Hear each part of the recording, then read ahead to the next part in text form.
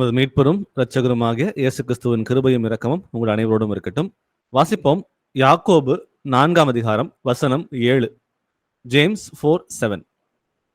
ஆகையால் தேவனுக்கு கீழ்ப்படிந்திருங்கள், பிசாசுக்கு எதிர்த்து நில்லுங்கள், அப்பொழுது அவன் உங்களை விட்டு ஓடி போவான். ஆமென். கர்த்தராகிய இயேசு கிறிஸ்துவினால் காலங்கள் தோன்றுவதற்கு முன்பாகவே முன்குறிக்கப்பட்டு அழைக்கப்பட்டு பரிசுத்தமாக்கப்பட்ட ஒரு சிறு மந்தையாக நாம் எல்லாரும் இருக்கிறோம். அவர் ரத்தத்தினால கழுவப்பட்டு சுத்திகரிக்கப்பட்டிருக்கிறோம். அப்போ அப்பேற்பட்ட பிள்ளைகளாக இருக்கிற நம் வாழ்க்கையில பிசாசுடைய கூறுகளை உடைப்பதற்கு கர்த்தர் அவர் சிலுவையின் மரணத்தின் மூலமாக அவர் வெற்றி சிறந்தார். வெற்றி சிறந்து நமக்கும் அந்த அதிகாரத்தை கொடுத்திருக்கிறார். அது நம்ம எல்லாரும் அறிந்த பிள்ளைகளாக இருக்கிறோம். அப்போ நம்முடைய வாழ்க்கையில ஜெயம் கொள்ளுகிற பிள்ளைகளாக நம்ம எல்லாரும் இருக்க வேண்டும் என்றே கர்த்தர் நம்ம அழைத்திருக்கிறார். நம்ம யாரும் தோத்து போகிற பிள்ளைகள் இல்லை, நம்ம எல்லாரும் ஜெயம் கொள்ளுகிற பிள்ளைகள். அப்போ அந்த பிசாசோட தந்திரங்களை எதிர்த்து நிற்பதற்கு நம்ம ஜெயம் கொண்டு அவனை ஜெயிச்சு வரணும் அப்படின்றது கர்த்தருடைய சித்தமாக இருக்கிறது. ஏனென்றால் பிசாசு தந்திரம் உள்ளவனாக இருக்கிறான், நம்ம எல்லாரும் வஞ்சிக்கிறவனாக இருக்கிறான். அவனுடைய தந்திரங்கள் எதுவாக இருந்தாலும் சரி, எல்லாவற்றையும் அறிந்த பிள்ளைகளாக அவனை மேற்கொண்டு அவனை ஜெயிக்கிற பிள்ளைகளாக நம்ம மாற வேண்டும் என்று கர்த்தர் நம் ஒவ்வொருவரையும் அழைத்திருக்கிறார். அப்போ அந்த உணர்வுள்ள பிள்ளைகளோட நம்ம இருக்கணும். ஏன்னா அவனுக்கு பயந்து இருக்க சொல்லி நம்ம யாரும் அழைக்கப்படவே இல்லை. சம்டைம்ஸ் சத்துருடைய கிரிகளுக்கு நம்ம என்ன பண்ணுவோம், பயந்து அதை ஒப்புக்கொண்டு நம்ம வாழ ஆரம்பிச்சிடறோம். பட் அதுக்கு கர்த்தர் ஒருபோதும் அனுமதி கொடுக்கவே இல்லை. அவனை எதிர்த்து நிற்க சொல்லி நம்ம ஒவ்வொருவரையும் அழைக்கிறார். அப்போ அந்த ஆர்டர் ஆஃப் விக்டரி, நான் எப்படி ஜெயம் கொள்வது, சத்துருடைய தந்திரங்களை அறிந்து கொண்டு அவனை எப்படி நான் ஜெயம் கொள்வது அப்படின்ற காரியங்களை குறித்து தான் நம்ம தியானிக்க போகிறோம். அதுக்கு அடித்தளமாக இருக்கிற இந்த யாக்கோபு 4:7 வாசித்த வசனங்கள் அது சொல்லுகிறது, ஆகையால் தேவனுக்கு கீழ்ப்படிந்திருங்கள், பிசாசுக்கு எதிர்த்து நில்லுங்கள், அப்பொழுது அவன் ஓடி போவான். இங்க 3 காரியங்களை குறித்து பேசப்பட்டிருக்கிறது. ஒன்று, தேவனுக்கு கீழ்ப்படிவது, அவர் கீழ்ப்படிந்து அடுத்து சத்துருவானவனுக்கு எதிர்த்து நிற்பது, எதிர்த்து நிற்கும் பொழுது அவன் உங்களை விட்டு ஓடி போவான் என்ற காரியங்களை இங்க பார்க்கிறோம். அப்போ இந்த வசனம் ரொம்ப கிறிஸ்பா ஒரு ஆர்டர், என்ன செஞ்சா என்ன ரிசல்ட் கிடைக்கும்ன்றத ரொம்ப தெளிவாக இந்த வார்த்தைகள் நமக்கு எடுத்து சொல்லுகிறது. அப்போ நாம் என்ன செய்ய வேண்டும், நாம் என்ன செய்வதன் மூலமாக நம்ம என்ன செஞ்சு முடிச்சது பிறகு கர்த்தர் நமக்காக என்ன செய்வார் என்ற காரியங்களை இந்த வசனத்தை நம்ம பார்ப்போம். ஸோ முதல்ல, what should we do and what is God going to do after what we have done? அப்ப நான் முதல்ல என்ன செய்யணும், அதுக்கு பிறகு கர்த்தர் என்ன செய்வான்ற காரியங்களை இன்றைக்கு இந்த 3 தலைப்புகளா பிரிக்க போகிறோம். ஒன்று கீழ்ப்படிதல், இரண்டாவது எதிர்த்து நிற்குதல், மூன்றாவதாக அவன் நம்மை விட்டு ஓடி போகுதல். இந்த ஒவ்வொரு காரியத்தையும் குறித்து நம்ம தியானிச்சு பார்ப்போம். முதல்ல மீண்டும் அந்த வசனத்தை வாசிப்போம். யாக்கோபு 4:7, ஜேம்ஸ் 4:7. ஆகையால் தேவனுக்கு கீழ்ப்படிந்திருங்கள், பிசாசுக்கு எதிர்த்து நில்லுங்கள், அப்பொழுது அவன் உங்களை விட்டு ஓடி போவான். ஆமென். ஆமென். இது இங்கிலீஷ்ல படிச்சு பார்த்தோம்னா, submit to God and resist the evil and he shall flee அப்படின்னு சொல்லி போடப்பட்டிருக்கும். சப்மிட் அப்படின்றது பார்க்கும் பொழுது முழுமையாக கர்த்தரிடம் நம்முடைய சிந்தனைகள், நம்முடைய செயல்பாடுகள் எல்லாவற்றையும் அவரிடம் ஒப்புக் கொடுப்பது, அவருக்கு கீழாக நாம் இருந்து அவர் என்ன விரும்புகிறாரோ அந்த காரியங்களை நம் வாழ்க்கையில் நிறைவேற்றுவது. Complete unwavering obedience. அவர் என்ன சொன்னாலும் சரி, கர்த்தர் நம் வாழ்க்கையில என்ன செய்ய சித்தமாக இருக்கிறாரோ, எந்த மாற்றங்களை கொண்டு வர அவர் விரும்புகிறாரோ, எந்தெந்த காரியங்களை அவருக்கு பிரியமா நடக்க அவர் விரும்புகிறாரோ அதை அவர் உணர்த்தும் பொழுது அதுல எந்த ஒரு கேள்வியும் கேட்காம, எந்த ஒரு யோசனையும் இல்லாம, எந்த ஒரு பாரமான இதயத்துக்குள்ளேயும் போகாம உடனே அந்த கீழ்ப்படிதலுக்குள்ள வர வேண்டும். அந்த அன்வேவரிங் ஒபீடியன்ஸ் அதான் சப்மிட் டு காட், அந்த கம்ப்ளீட் சப்மிஷன். அப்ப நமக்கு உயர்வான ஒரு அதிகாரி இருக்கிறாரு நம்ம வேலை ஸ்தலத்துல. அந்த அதிகாரி சொல்லுகிற காரியங்களை ஏன் அப்படின்ற கேள்வி கேட்காம நம்ம கீழ்ப்படிஞ்சு நடக்கிறோம் பாத்தீங்களா. ஏன்னா நமக்கு அப்ரைசல் அவர் கொடுக்குறாரு, சம்பள உயர்வு கொடுக்குறாரு, அவரு கீழ்பட்டு இருக்க வேண்டும் என்று நமக்கு தெரிகிறது. வசனங்கள் சொல்லுது. நம்ம எல்லா காரியங்களையும் நமக்கு அதிகாரியாக இருக்கிற ஒரு கீழ்பட்டு இருப்பது போல இந்த காரியங்களிலும் கர்த்தருக்குரிய காரியங்களிலேயும் கர்த்தர் எதை செய்ய சித்தமாக இருக்கிறாரோ, எதை செய்ய சொல்லுகிறாரோ அதற்கு முழுமையாக கீழ்ப்படிந்து அந்த அன்வேவரிங் ஒபீடியன்ஸுக்குள்ள முதல்ல நம்ம வரணும் அப்படின்னு தான் நம்ம ஆரம்பிக்கிறோம். அப்போ இது எப்படி செய்கிறது? நம்ம எல்லாருக்கும் வாழ்க்கையில ஒரு சித்தம் இருக்கிறது. சில காரியங்களை செய்யணுன்ற ஒரு சித்தமோ, ஒரு வாஞ்சையோ, ஒரு ஆசையோ, ஒரு மனிதனாக பிறந்த நம்ம எல்லாருடைய வாழ்க்கையிலும் இந்த மாதிரி ஒரு விஷயங்கள் இருக்கத்தான் செய்கிறது. அப்போ நம்ம எவ்வளவுதான் ஆசைகள் இருந்தாலும் சரி, அந்த ஆசைகள் கர்த்தருடைய சித்தத்திற்கு ஒத்து போகிறதா என்பதை நிதானித்து அறிய வேண்டும். எப்போ ஒவ்வொரு காரியத்திலையும் சின்னது பெருசென்று வகையறுக்காம எல்லா காரியங்களிலையும் இது கர்த்தருக்கு சித்தமாக இருக்குமா? நான் செய்கிற இந்த காரியம், நான் யோசிக்கிற இந்த யோசனைகள், இது எல்லாமே இயேசு கிறிஸ்துவுக்கு வந்து சித்தமாக இருக்குமா இல்லையா என்பதை வகையறுக்க பார்க்கக்கூடிய பிள்ளைகளாக நம்ம மாறும் பட்சத்தில் எது கர்த்தருடைய சித்தம் என்பதை நம்ம அறிந்து கொள்வோம். அப்போ அறிந்து கொள்ளும் பொழுது என் சித்தத்துக்கு மேலாக கர்த்தருடைய சித்தத்தை நம்ம வைக்கும் பொழுது நம்ம என்ன பண்றோம்னா, நம்மை நாமே கர்த்தரிடம் ஒப்பு கொடுக்கிறோம். அந்த சப்மிஷன், அந்த கர்த்தரிடம் வந்து முழுமையான அந்த கீழ்ப்படுதல், அவரிடம் முழுமையா நம்மை ஒப்பு கொடுக்கிற காரியங்கள். அப்போ என் சித்தம் ஒன்று இருக்கிறது, கர்த்தருடைய சித்தம் ஒன்று இருக்கிறது. அப்போ என் சித்தத்திற்கு மேலாக கர்த்தருடைய சித்தத்தை வைத்துக்கொண்டு, அப்பா நீங்க என்ன சொல்றீங்களோ அதை மாத்திரம் என் வாழ்க்கையில நான் செய்வேன்னு சொல்லி முடிவெடுத்து நம்ம அதை போய் நடக்கிறோம் பாத்தீங்களா, அதுதான் தேவனுக்கு கீழ்ப்படியக்கூடிய காரியமாக இருக்கிறது. இந்த வசனங்களை நம்ம பல தடவை வாசிச்சிருக்கோம். இது சாதாரணமா எடுத்துக்கொள்ளாம அது அந்த வசனத்துடைய ஆழத்தை புரிந்து கொண்டு தேவனுக்கு கீழ்ப்படிவது என்ன அப்படின்ற காரியங்களை புரிந்து கொள்ளும் பொழுது பிசாசுக்கு நம்மளால எதிர்த்து நிற்கவும் முடியும். அவன் எதிர்த்து நிற்க மாத்திரமல்ல, அவன் நம்மை விட்டு ஓடியும் போவான்ற காரியங்களை நம்ம புரிஞ்சுக்கணும். அப்போ இன்னைக்கு கேட்போம், நான் வசனத்தை மட்டும் வாசிக்கிறேன்னா, நிறைய வசனங்களை வாசிக்கிறோம், நம்ம வெறும் வசனத்தை மட்டும் வாசிக்கிறோமா, அல்ல வசனத்தை வாசித்து விட்டு அது என்ன சொல்லுகிறது கேட்டு உணர்ந்து அதன்படி நம்ம வாழ்க்கையை மாற்றி கொண்டிருக்கிறோமா? Are we really obeying? நிஜமாவே நம்ம வந்து கர்த்தருடைய வசனத்துக்கு முழுமையாக கீழ்ப்படுகிறோமா அப்படின்றத நாமே நிதானித்து அறிவோம். யாக்கோபு, அதே யாக்கோபுல 4ஆம் அதிகாரத்துல வசனம் 6 வாசிப்போம். ஜேம்ஸ் 4:6. அவர் அதிகமான கிருபையை அளிக்கிறாரே, ஆதலால் தேவன் பெருமை உள்ளவர்களுக்கு எதிர்த்து நிற்கிறார், தாழ்மை உள்ளவர்களுக்கோ கிருபை அளிக்கிறார் என்று சொல்லி இருக்கிறது. ஆமென். ஆமென். சோ நான் யாக்கோபு 4:7 சொல்லுகிறது தேவனுக்கு கீழ்ப்படிய வேண்டும். அந்த அன்வேவரிங் ஆன அந்த ஒபீடியன்ஸ், அந்த சப்மிஷன் டு காட், அதை பத்தி பார்த்தோம். ஆனா அதுக்கு முந்தின வசனமா இருக்கிறது பாருங்களேன், அது என்ன சொல்லுகிறது? அவர் அதிகமான கிருபையை அளிக்கிறாரே, ஆதலால் தேவன் பெருமை உள்ளவர்களுக்கு எதிர்த்து நிற்கிறார், தாழ்மை உள்ளவருக்கோ கிருபை அளிக்கிறார் என்று சொல்லி இருக்கிறது. அப்போ இந்த இடத்துல நம்ம பார்க்க வேண்டிய முக்கியமான காரியம் என்னன்னா, அந்த பெருமையுள்ள அந்த சிந்தனை, பெருமையான அந்த இருதயம். மனுஷனாக பிறந்த நம்ம எல்லாருக்குள்ளும் வந்து அந்த ரத்தத்துல ஊறி இருக்கிற அந்த விஷயம்தான். ஆனா மனிதன் விழுந்து போன பிறகு வந்து சில ட்ரைட்ஸ் நம்ம எல்லாருக்குள்ளயும் இருக்கத்தான் செய்கிறது. அதுல ஒன் ஆஃப் த ட்ரைட்ஸ் பாத்தீங்கன்னா அந்த பெருமையான அந்த சிந்தனை. இது சாத்தான் நம்மை வந்து பிடித்து கொண்டிருக்கிற ஒரு ஃபுட் ஹோல்டு மாதிரி. ஏன்னா அவன் நினைக்கிறான் பாத்தீங்களா, நான் வானத்துக்கு ஏறுவேன், சிங்காசனத்துக்கு மேல உயருவேன் நினைக்கிறான் பாத்தீங்களா. அப்போ அவனுக்கு இருந்தது அந்த பெருமை. அந்த பெருமையான சிந்தனை தான் ஆதாம் பாவம் செய்தது மூலமாக வந்து இந்த மனுஷனுக்குள்ளேயும் அந்த வந்து பாவங்கள் வந்து வந்திருக்கிறது. அப்ப நமக்குள்ளேயும் வந்து அந்த பெருமையான சிந்தனைகள் நம்ம இடம் கொடுத்திருக்கிறோமா என்பதை நம்ம நிதானித்து தெரியும். ஏன்னா நிறைய காரியங்கள்ல அந்த பெருமையை விட்டு நம்ம விலகி வந்திருக்கிறோம், வராம இல்ல, விலகி வந்திருக்கிறோம். ஆனா சில விஷயங்கள் வந்து சுபாவ எண்ணங்கள், சுபாவ குணங்கள் நமக்கு இருக்கிறது.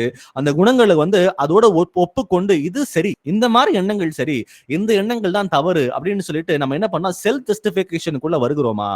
சில காரியங்களை செய்து விட்டு என் இருதயம் வந்து இது சரின்னு தான் சொல்லுது, அதனால வந்து இதை அப்படியே கண்டினியூ பண்றேன்னு சொல்லிட்டு அந்த இருதயத்துக்கு இடம் கொடுத்து நம்ம அப்படியே கண்டினியூ பண்றோமா நிதானித்து அறிவோம். ஏன்னா அந்த எதிரியோட, அந்த சத்துருவோட அந்த ஸ்ட்ராங்கஸ்ட் ஃபுட்ஹோல்ட் என்னன்னா நம்மை பெருமையான சிந்தனைக்குள்ளே வரவழைத்து நம்மை வந்து கிருபைன்னு தள்ளுவதுதான் அவனுடைய வேலையாக இருக்கிறது. அதான் அவர் சொல்றாரு, அவர் அதிகமான கிருபையை அளிக்கிறாரே, ஆதலால் தேவன் பெருமை உள்ளவர்களுக்கு எதிர்த்து நிற்கிறார், தாழ்மை உள்ளவர்களுக்கோ கிருபை அளிக்கிறார். அப்போ தேவன் யாருக்கு உதவி செய்கிறார்? பெருமை உள்ள இருதயத்துக்கா இல்லை வந்து தாழ்மை உள்ள இருதயத்துக்கா? அப்போ தாழ்மையுள்ள இருதயத்துக்கு அவர் உதவி செய்வார் என்பதை தீர்க்கமாக இந்த வசனங்கள் நம்ம சொல்லுகிறது. அப்போ இரக்கத்தை பெறவும் தேவனுடைய கிருபையை பெறவும் நாம் ஆயத்தமாக இருக்கிற பிள்ளைகளாக இருக்கிறோம் என்கிற பட்சத்தில் நமக்கு தேவை இந்த இடத்துல நம்மை நாமே நிதானி தெரியக்கூடிய வேலை. எந்த இடங்கள்ல நான் பெருமையான சிந்தனைகளை வைத்துக் கொண்டிருக்கிறேன், எந்தெந்த இடங்கள்ல நான் தாழ்மையுள்ள மகனாக நான் வாழுகிறேன் என்பதை ஒவ்வொரு நாளும் நிதானித்து நம்ம அறிய வேண்டும். ஒருவேளை பெருமைக்குரிய எண்ணங்கள் நமக்கு இருந்துச்சு அப்படின்னா அதை எதிர்த்து நிற்கிற பிள்ளைகளாக நம்ம மாறும்போது நமக்கு தேவனுடைய கிருபை நிச்சயம் என்பதை இந்த வார்த்தைகள் சொல்லுகிறது. வாசிப்போம். இதே யாக்கோபுல 4ஆம் அதிகாரம் வசனம் 8, ஜேம்ஸ் 4:8. தேவனிடத்தில் சேருங்கள், அப்பொழுது அவர் உங்களிடத்தில் சேர்வார். பாவிகளே, உங்கள் கைகளை சுத்திகரியுங்கள், இருமனம் உள்ளவர்களே, உங்கள் இருதயங்களை பரிசுத்தமாக்குங்கள். ஆமென். ஆமென். தேவனிடத்தில் சேருங்கள், அப்பொழுது அவர் உங்களிடத்தில் சேருவார். இந்த இடத்துல வந்து நம்ம கர்த்தரிடம் சேரணும், இன்னொன்னு வந்து கர்த்தர் நம்ம இடத்தில் சேருவார்ன்றதை பார்க்கணும். நமக்கும் கர்த்தருக்கும் பிரிவினையாக இருக்கிறது நம்முடைய பாவங்களே. நம்ம எல்லாரும் அறிந்த பிள்ளைகள் தான். தேவன் நம்மை ஒருபோதும் அவர் கைவிடுவது தேவனாக அவர் இல்லை. அவர் நம்மை விட்டு விலகுவதும் இல்லை என்று நமக்கு வாக்குத்தத்தம் பண்ணி கொடுத்திருக்கிறார்.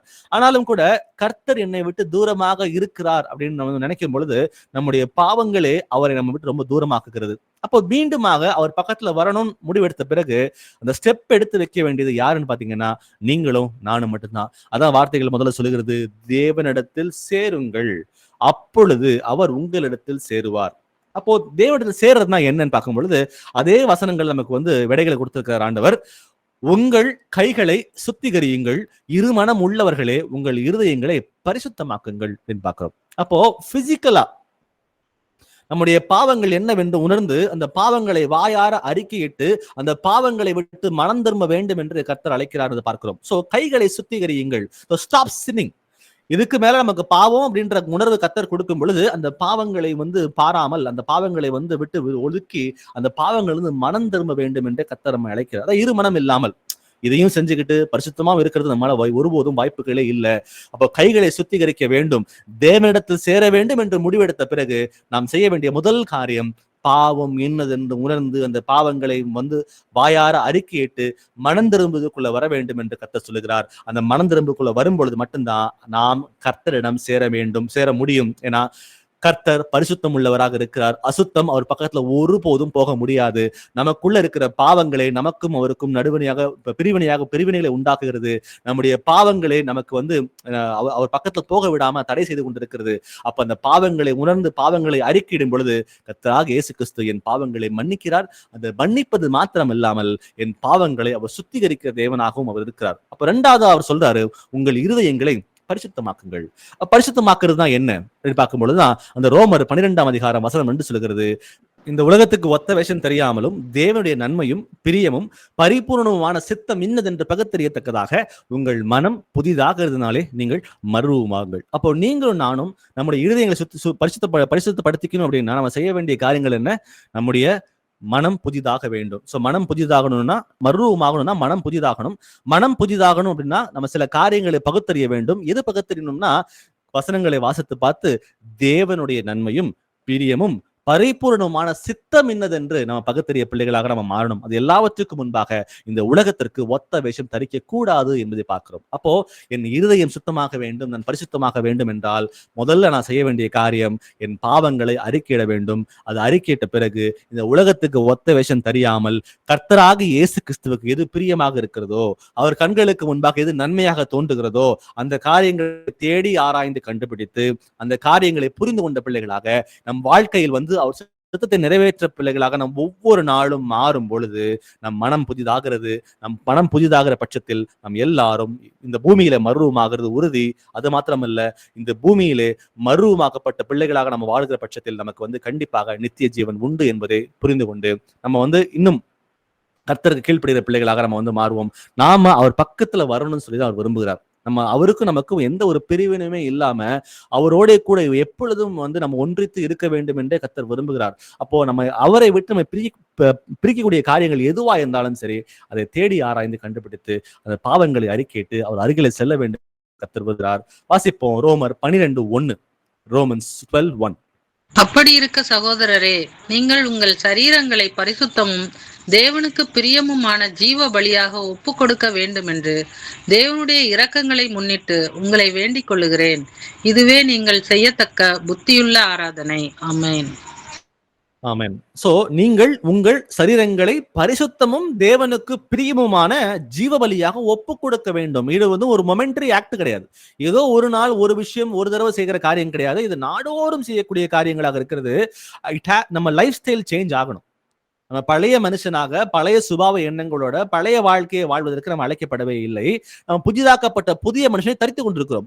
அப்ப புதிய மனுஷன்னா ஒரு நியூ லைஃப் ஸ்டைல்.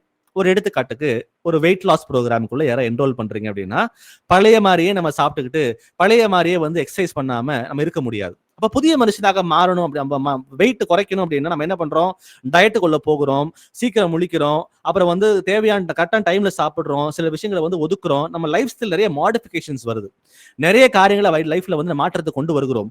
அப்போ அந்த மாற்றத்தை கொண்டு வரும் பொழுது அந்த வெயிட் லாஸ் ப்ரோக்ராம்ல வெயிட் லாஸ் நமக்கு ஆகுது. அப்ப அது போல நம்ம மறுரூபம் ஆகணும் அப்படின்னா நம்ம ஏதோ ஒரு நாள் மட்டும் நான் ஜீவ பலியாக ஒப்பு கொடுக்கிறேன் என் சரீரத்தை அப்படின்னு சொல்லிட்டு அந்த ஒரு நாள் மட்டும் செய்கிற காரியம் இல்ல.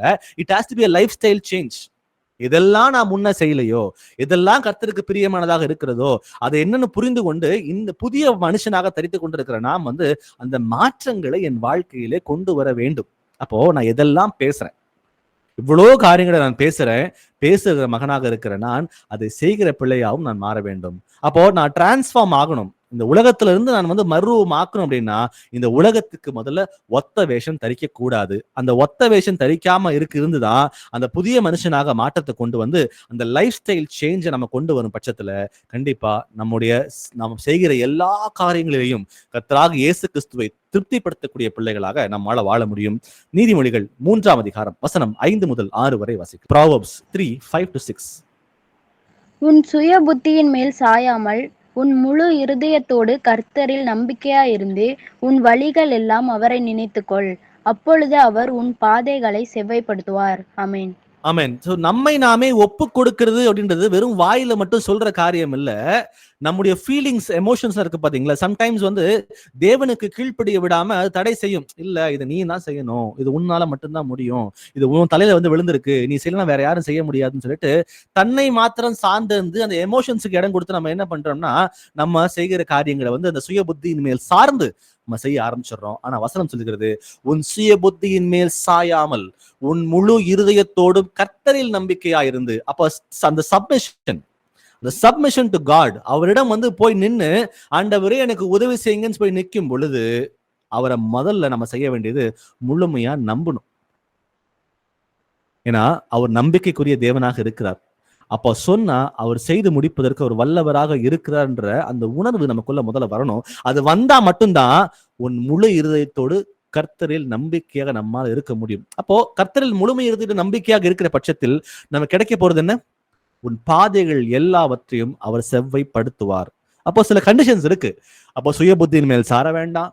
நம்ம முழுமையாக கர்த்தர் மேல் நம்பிக்கையை வைத்துக் கொண்டு நம்ம எதை செய்தாலும் அவரை முன்னிலைப்படுத்தி நம்ம செய்யும் பட்சத்தில் நமக்கு எப்பொழுதுமே நம்ம செய்கிற காரியங்களை ஜெயம் உண்டு என்பதை நம்ம பார்க்கிறோம். அப்போ பிராக்டிக்கலா இதை வாழ்க்கையில இம்ப்ளிமெண்ட் பண்ணோம்னா நமக்கு முதல்ல தேவை தேவனிடம் முழுமையான ஒரு நம்பிக்கை. அவர் வசனத்தின் மேல ஒரு அசைவில்லாத ஒரு நம்பிக்கை, அவர் வார்த்தையின் மேல ஒரு பரிபூர்ணமான ஒரு நம்பிக்கை, அது வருகிற பட்சத்தில் கண்டிப்பா நம்ம எல்லா காரியங்களையும் அவர் கீழ்ப்படுகிற பிள்ளைகளை நம்மளால மாற முடியும். அப்ப அவரை நம்பும் பொழுது நம்முடைய வாழ்க்கையில மிஞ்சி இருக்கிறது ஒண்ணு மட்டும்தான், சமாதானம். ஏன்னா நம்ம எவ்வளோ விஷயங்கள் ட்ரை பண்ணாலும் அது தோத்துதான் போவோமே தவிர நம்மளால வெற்றி சிறக்க முடியவே முடியாது. ஆனா கர்த்தரை சார்ந்திருந்து அவர் மேல் நம்பிக்கை வைக்கிற பிள்ளைகளாக மாறும் பட்சத்துல நம் வாழ்க்கையில மிஞ்சி இருப்பது சமாதானம் மாத்திரம்தான். எவ்வளவுதான் சத்ருவானவன் நமக்கு சோதனைகளை உண்டாக்குனாலும் சரி, ஆனா அவர் நம்மோட கூட இருக்கிறார். உன் கவலைகளை எல்லாம் என் மேல் வைத்து விடுங்கள் அவர் சொல்றார். அப்போ நம்ம கவலைகள் எது இருந்தாலும் சரி அவர் மேல் வைக்கும் பொழுது நமக்கு சமாதானத்தை அவர் உண்டாக்குகிறார். அந்த சமாதானத்தை மாத்திரம் கொடுக்கிற தேவனாக இல்லை, நம்ம சுத்தி எவ்வளவு பிரச்சனைகள் வந்தாலும் சரி அதை வெற்றி சிறக்கவும் நமக்கு பண்ணுகிற தேவனாக அவர் மாறுகிறார். வாசிப்போம் சங்கீதம் 37ஆம் அதிகாரம் வசனம் 5. Psalms 37:5. உன் வழியை கர்த்தருக்கு ஒப்புவித்து அவர் மேல் நம்பிக்கையாயிரு, அவரே காரியத்தை வாய்க்க பண்ணுவார். ஆமென். ஆமென். சோ நமக்கு லைஃப்ல நிறைய பிளான்ஸ் இருக்கும். நம்ம எவ்வளவு பிளான்ஸ் இருந்தாலும் சரி அந்த பிளான்ஸ் என்ன பண்ண சொல்ற ஆண்டவருங்கிற இடத்துல கர்த்தரிடத்தில் ஒப்புவி, அவர் மேல் நம்பிக்கையாயிரு. அப்போ ஒரு விஷயத்தை கர்த்தரிடம் ஒப்புவிக்கிறோம். ஒப்புவித்த பிறகு irrespective of whatever might be the outcome, நம்ம அந்த கடைசியில எண்ட் ரிசல்ட் அது எதுவா வேணா இருக்கலாம். நம்ம நினைக்கிற மாதிரி இருக்கலாம், நம்ம விரோதமாகவும் போகலாம். நல்லா புரிஞ்சுக்கங்க. உன் வழியை கர்த்தரிடம் ஒப்புவி. நீங்களும் நானும் ஒரு பிளான் பண்றோம். அந்த பிளான் பண்ணி முடிச்ச பிறகு நம்ம என்ன பண்றோம்? ஆண்டவராக இயேசுவே, இந்த திட்டத்தை உங்க கையில ஒப்பு கொடுக்குற ஆண்டவரே, உம் சித்தம் என்னவோ அதை நீர் என் வாழ்க்கையில நிறைவேற்றுங்கப்பான்னு சொல்லி கேட்கிற பிள்ளைகளா நம்ம எல்லாரும் இருக்கிறோம். நம்ம ஜெபிக்கவும் செய்கிறோம். அப்போ ஜெபித்து அவர் மேல் நம்பிக்கை வைத்து இந்த பிளான் அவரிடம் ஒப்பு கொடுத்த பிறகு நான் சொல்றேன், நம்ம என்னவா இருக்கிறது?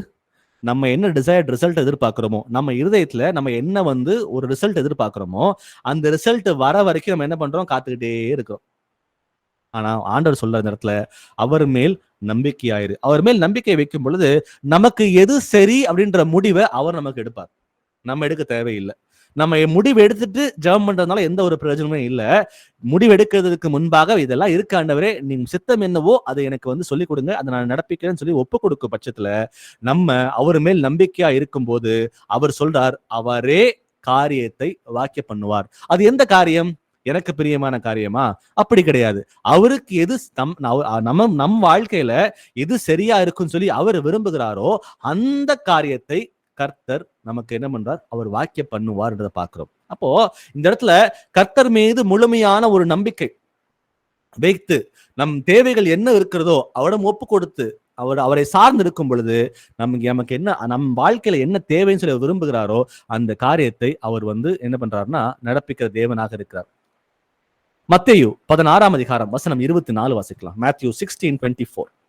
அப்பொழுது இயேசு தம்முடைய சீசர்களை நோக்கி, ஒருவன் என்னை பின்பற்றி வர விரும்பினால் அவன் தன்னைத்தான் வெறுத்து தன் சிலுவையை எடுத்துக்கொண்டு என்னை பின்பற்ற கடவன். ஆமென். அப்போ நம்மை நாமே கர்த்தரிடம் ஒப்பு கொடுக்க வேண்டும் என்று முடிவெடுத்த பிறகு நம் வாழ்க்கையில நமக்கு நிறைய பிடிச்ச காரியங்கள் இருக்கலாம். நம்ம ஒவ்வொருடைய வாழ்க்கையிலும் நமக்கு ஆசைகள் நிறைய இருக்கலாம், பிடித்த காரியங்கள் நிறைய இருக்கலாம். ஆனாலும் we have to let that go. ஏன்னா கர்த்தருக்கு விரோதமாக அது இருந்துச்சு. நான் எல்லாமே சொல்ல வரல. கர்த்தருடைய வசனங்களுக்கு அவருக்கு பிரியமில்லாத காரியங்கள் ஏதாகிலும் நம் சித்தத்தின்படி நம்ம செய்ய விரும்புகிற காரியங்கள் கர்த்தருக்கு பிரியமில்லாமல் இருந்துச்சு அப்படின்னா அந்த காரியத்தை நம்ம விட்டு ஒதுக்கிதான் ஆகணும் அப்படின்றத இந்த வார்த்தைகள் நம்ம சொல்லுகிறது. அதான் சொல்றாரு, ஒருவன் என்னை பின்பற்றி வர விரும்பினால் அவன் தன்னைத்தான் வெறுத்து தன் சிலுவை எடுத்துக்கொண்டு என்னை பின்பற்ற கடவன். அப்போ சிலுவை சுமந்து கொண்டு போகிறது அப்படின்றது ஏதோ ஒரு நாள் நடக்கிற காரியம் அல்ல. It is a day to day activity. அப்போ எனக்கு ஏதோ ஒரு பிடிச்ச காரியங்கள் இருக்கு, அது கர்த்தருக்கு பிடிக்காம இருக்கு அப்படின்னா அதை வெறுத்து அதை ஒதுக்கிட்டு கர்த்தருக்கு மாத்திரம்தான் நான் கீழ்ப்படிவேன், அதுக்கு அவருக்கு விரோதமா ஒன்றும் செய்ய மாட்டேன் அப்படின்ற அந்த முடிவை எடுக்கிறோம் பாத்தீங்களா, அதுதான் இன்டென்ஷனல் ஒபீடியன்ஸ். நான் கர்த்தருக்கு பிரியமா தான் நடப்பேன், எனக்கு எவ்வளவுதான் பிரியமான காரியங்கள் இருந்தாலும் பரவாயில்லன்னு சொல்லிட்டு நம்ம என்னுடைய ஆசைகளை ஒதுக்கிட்டு கர்த்தருக்கு பிரியமா நடக்கிற பிள்ளைகளாக மாறும் பொழுது நம்முடைய சிலுவை எடுத்துக்கொண்டு இருக்கிற பிள்ளைகளாக நம்ம மாறுறோம். அப்போ that shows the complete obedience to God. நம்ம எவ்வளவு அவர் கீழ்ப்படுதல் பிள்ளைகளாக நடக்கிறோம், எவ்வளவு சப்மிட் பண்ணி அவருக்கு நம்ம ஒப்பு கொடுத்தோம் நடக்கிறோன்ற காரியங்களை அதன் மூலமாக நம்ம புரிஞ்சுக்க முடிகிறது. அப்போ அந்த தன்னைத்தானே வெறுக்கிற காரியம் இருக்கு பாத்தீங்களா, அது வெறுத்து கர்த்தருக்கு கீழ்ப்படியும் பொழுது நம்ம வாழ்க்கையில வருகிற அந்த பாவங்களை நம்ம ஒவ்வொன்றாக மேற்கொண்டு ஜெயித்து வர பிள்ளைகளாக மாற முடியும். ஏன்னா தன்னைத்தான் வெறுத்து அப்படின்னு பாக்குறோம். அப்ப தன்னைத்தான் வெறுத்து சிலுவை சுமந்து கொண்டு நடக்கும் பொழுது நமக்கே தெரியாம நமக்குள்ள இருக்கிற பாவங்களை நம்ம வேரோட பிடுங்கி எரிந்து போடுகிறதுக்கு அது ஏதுவாக அது இருக்கும். அது வாய்ப்புகள் நிறைய அது உண்டு பண்ணும். அப்போ கர்த்தரை பின்பற்றுவது அப்படின்றது நம் வாழ்க்கையில இருக்கிற லிஸ்ட் இருக்கு பாத்தீங்களா, இந்த ரீஆர்டர் பண்றது. நம்ம வாழ்க்கையில எவ்வளவு பிடித்த காரியங்கள் நம்ம வாழ்க்கையில இருக்கலாம், அது எதுவா இருந்தாலும் சரி அதை கர்த்தருக்கு பிடிக்கலன்னு சொல்லி வரும் பொழுது அப்போ 2ஆவதா இருக்கிறது 10ஆவதா போகும், 10ஆவதா இருக்கிறது முதலாவதாக வரும். அந்த மாற்றங்களை கர்த்தர் நம்ம வாழ்க்கையில கொண்டு வருவார். It reorders our desire. நம்ம வாழ்க்கையில எவ்வளவோ பிடித்த காரியங்கள் இருந்தாலும் சரி, எது முதன்மையானது, எது கடைசியானது, எது கர்த்தருக்கு பிரியமானது, கர்த்தருக்கு பிரியம் இல்லாததுன்னு சொல்லிட்டு அதை ரீஆர்டர் பண்றதுக்கு ரொம்ப ஏதுவாக அது இருக்கிறது. வாசிப்போம் 1 சாமுவேல் 15 அதிகாரம் வசனம் 22. 1 Samuel 15:22. அதற்கு சாமுவேல், கர்த்தருடைய சத்தத்திற்கு கீழ்ப்படுகிறதை பார்க்கிலும் சர்வாங்க தகனங்களும் பலிகளும் கர்த்தருக்கு பிரியமாயிருக்குமோ? பலியை பார்க்கிலும் கீழ்ப்படிதலும் ஆட்டுக்கடாக்களின் நினத்தை பார்க்கிலும் செவி கொடுத்தலும் உத்தமம். ஆமென். ஆமென். சோ கர்த்தருடைய சத்தத்திற்கு கீழ்ப்படுகிறதை பார்க்கிலும், அப்போ என்னுடைய சரீரத்தை நான் என்ன பண்றேன், சுட்டரிப்பதற்கு கொடுத்தாலும் அன்பு எனக்கு இராவிட்டால் எனக்கு ஒன்றுமே இல்லை. எனக்கு உள்ளதை எல்லாவற்றையும் அன்னதானம் பண்ணினாலும் எனக்கு அன்பு இராவிட்டால் நான் ஒன்றுமே இல்லை. நான் சத்தியத்தை அறிவிக்க போறேன்னு சொல்லிட்டு நான் கிளம்பி போய் சுவிசேஷத்தை அறிவிச்ச பிள்ளைகளா இருந்தாலும் எனக்குள்ள அன்பு இராவிட்டால் அது ஒன்றுமே இல்லை. சோ எவ்வளவோ கர்த்தருக்கு பிரியமாக நடக்கிற பிள்ளைகளாக நாம் மாறினால் கூட, ஆனா கர்த்தருக்கு அந்த காரியங்களை அன்போட கீழ்ப்படுதலோட நம்ம செய்யலைன்னா சர்வாங்க தகனங்களும் பலிகளும் கர்த்தருக்கு பிரியமாக இருக்குமோ? பலியை பார்க்கிலும் கீழ்ப்படுதலும் ஆட்டுக்கடாக்கள் நினத்தை பார்க்கிலும் செவி கொடுத்தல் உத்தமம். ரொம்ப ஒரு அல்டிமேட்டான ஒரு விஷயம் என்ன, தன் சரீரத்தை எரிக்கிறதுக்காக ஒப்பு கொடுக்கிறது கர்த்தருக்காக. அப்ப அந்த காரியங்களே செய்தும் கூட எனக்குள்ள கீழ்ப்படுதல் இல்லை, எனக்குள்ள அன்பு இல்லை அப்படின்னு நம்ம இருந்தோம் அப்படின்னா நம்ம செய்கிற காரியங்கள்ல ஒருபோதும் பிரயோஜனமே இல்லை. அப்போ ரிலிஜியஸா ஒரு ட்ரெடிஷ்னலா சில காரியங்களை, பாரம்பரியமா சில காரியங்களை செய்கிறோம் அப்படின்ற மாதிரி அதை குறித்து யோசித்து கொண்டு செய்கிற பிள்ளைகளாக இல்லாமல், இந்த இடத்துல நான் செய்கிற காரியம் கர்த்தருக்கு பிரியமாக இருக்குமோ, கர்த்தருக்கு நான் முழுமையை ஒப்பு கொடுத்து செய்கிறேனா இல்லையா அப்படின்றத நிதானித்து செய்யும் பொழுது பிராக்டிக்கலா இந்த இந்த விஷயங்கள் வந்து இது ட்ரெடிஷன் கிடையாது. நம்ம செய்கிற காரியங்கள் ட்ரெடிஷனா செய்யாம ப்ராக்டிக்கலா ஒபீடியண்டா இருந்து கர்த்தருக்கு இது பிரியமாக இருக்குமா, சரியாக இருக்குமான்னு சொல்லிட்டு முழுமையாக நம்மை நாமே ஒப்பு கொடுத்து இவ்வளவு நேரம் நம்ம பார்த்தது வந்து கீழ்ப்படிதல், இந்த சப்மிஷன் டு காட், நம்மை நாமே ஒப்பு கொடுக்க வேண்டும் அவரிடம் என்ற காரியங்களை நம்ம பார்த்தோம். இரண்டாவதா பார்க்க போறது அந்த யாக்கோபு 4:7 வந்து, ஒண்ணு தேவனுக்கு கீழ்ப்படிந்திருங்கள், இரண்டாவதாக பிசாசுக்கு எதிர்த்து நில்லுங்கள். அப்போ அந்த எதிர்த்து நிற்கிற காரியம் வந்து நம்ம வந்து திடமாக நிற்க வேண்டும். ஏன்னா கர்த்தர் நமக்கு வந்து சத்ருவானவனை மேற்கொள்வது அவர் கொடுத்திருக்கிறார். அப்போ தேவனுக்கு முதல்ல கீழ்ப்படிந்து அவனை எதிர்த்து நிற்க திராணி உள்ள பிள்ளைகளாக முதல்ல நம்ம மாறணும். அப்போ முதல்ல அது குறிச்சு பண்ணுவோம். இப்போ 1 பேதுரு 5:8 1 Peter 5:8. தெளிந்த புத்தி உள்ளவர்களாய் இருங்கள், விழித்திருங்கள், ஏனெனில் உங்கள் எதிராளியாகிய பிசாசானவன் கெர்ச்சிக்கிற சிங்கம் போல் எவனை விழுங்கலாமோ என்று வகை தேடி சுற்றி திரிகிறான். ஆமென். தெளிந்த புத்தி உள்ளவர்களாய் இருங்கள், விழித்திருங்கள், ஏனெனில் உங்கள் எதிராளியாகிய பிசாசானவன் எவனை விழுங்கலாமோ என்று கர்ஜிக்கிற சிங்கம் போல வகை தேடி சுற்றி திரிகிறான்னு பாக்குறோம். சோ அந்த சத்ருவானவன் வந்து இஸ் ஆக்டிவ்லி சீக்கிங் ஆப்பர்ச்சுனிட்டி. எப்படியாவது இந்த ஆத்துமாக்களை ஏதாவது ஒரு வந்து இவங்களை வந்து வஞ்சிக்கலாம், இந்த ஆத்துமாக்களை வந்து கர்த்தரிடம் வந்து பிரித்து விடலாம் என்று அவன் வந்து நாடோறும் அவன் வந்து கர்ஜிக்கிற சிங்கம் போல அவன் வகை தேடி சுற்றி திரிகிறான்னு பாக்குறோம். அப்போ அவனை எதிர்த்து நிற்கணும் அப்படின்னா 2 காரியங்களை செய்ய வேண்டும். இந்த இடத்துல திரும்ப வசனத்தை வாசிக்கிறேன். தெளிந்த புத்தி உள்ளவர்களா இருங்கள், விழித்திருங்கள், ஏனெனில் உங்கள் எதிராளியாகிய பிசாசானவன் கெர்ஜிக்கிற சிங்கம் போல எவனை விழுங்கலாமோ என்று வகை தேடி சுற்றி திரிகிறான்னு பாக்குறோம். அப்போ அந்த சத்துரு அப்படிதான் இருக்கிறான். அப்ப அவனை எதிர்த்து நிற்கணும் அப்படின்னா அவனுடைய பிளான்ஸை, அவனுடைய ஸ்கீம்ஸை புரிஞ்சுக்கணும் அப்படின்னா 2 காரியங்கள் தேவைப்படுகிறது. 1 தெளிந்த புத்தி, 2 விழித்திருப்பது. அப்போ வாட்ச்ஃபுல்னஸ், எப்பொழுதே வந்து சவுண்ட் மைண்டா அந்த எதிராளி வந்து ஏதாவது ஒரு ஸ்கீம் என் வாழ்க்கையில கொண்டு வரானா, என்னை வஞ்சிக்கிறதுக்கு ஏதாவது ஒரு ஆப்பர்ச்சுனிட்டியை தேடுறானான்னு சொல்லிட்டு நம்ம எப்பொழுதுமே விழித்திருக்கிற பிள்ளைகளாக நம்ம இருக்க வேண்டும். 2வதாக அந்த விழித்திருங்கள் சொல்லி பார்க்கிறோம். ஆவிக்குரிய தூக்கத்துல இருந்தோம்னா நம்மால சத்துருவானவன் விழிக்கிற வலையில நம்ம விழுந்து போகிறோம். அவனை கண்டுபிடிக்க நம்மால முடியவே முடியாது. அப்போ விழித்திருக்கிற பிள்ளைகளாக, அதாவது ஆவிக்குரிய வாழ்க்கையில விழித்திருக்கிற பிள்ளைகளாக நம்ம இருக்க வேண்டும், தூங்குகிற பிள்ளைகளாக அல்ல. அப்போ ரெகுலரா அந்த ஸ்பிரிச்சுவல் செக்அப் நீங்க பண்ணுங்க.